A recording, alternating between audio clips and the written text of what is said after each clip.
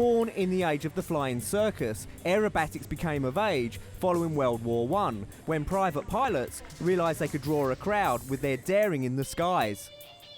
Whatever your favourite craft for club membership is, whether prop-propelled, jet-powered, or maybe helicopter, or even paraglider, they all offer their own spectacular forms of thrills and excitement.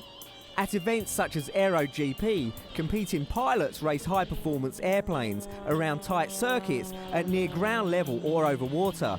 The Aero GP is the first time that any of these things have been done before. More importantly, they're actually brought together in a comprehensive way. Of course, in aviation we have aerobatics competitions, we have a variety of competitions which are all very exciting and thrilling and technical. The Aero GP is the most comprehensive of them all. It tests the pilot's skills and ability and nerve in more ways than ever been done before. Likewise, the Red Bull Air Race World Championship is an international series of pursuits with the participation of at least 8 pilots at each contest. The competition course is usually held over water near large cities and is designed around a series of gates which are actually airfield pylons.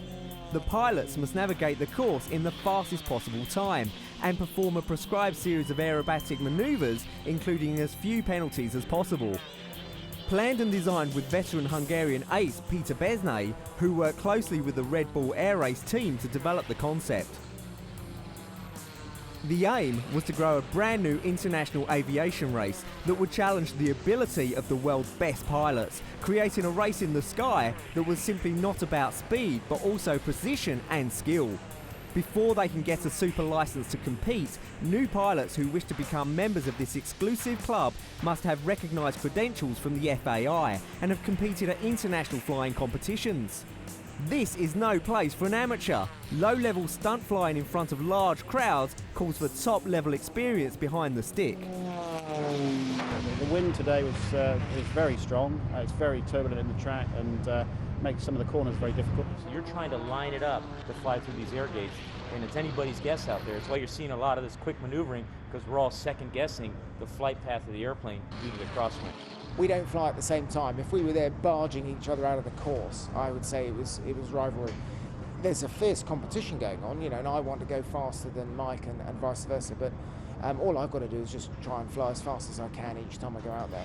This extreme sport is so popular with G-Force junkies that even Formula One aces queue up for a ride with Besnay.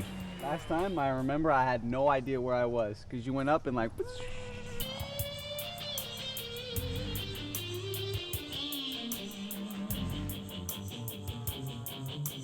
Normally I don't particularly like flying, but when I was in this small plane with him I wasn't scared at all, so I really enjoyed it. So we just fly as much as the passenger wants. If it's too much, we stop. So we always just go till the limit of the passenger. But I guess today the limit will be quite high.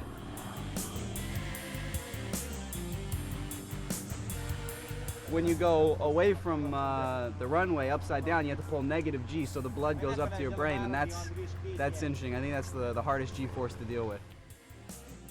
Or, if hanging by a thread below a piece of cloth is your thing, then the aerial ballet that is aerobatic paragliding might just be the club for you. In self-composed flight programs, pilots pull out all their tricks, which are primarily evaluated for their choreography.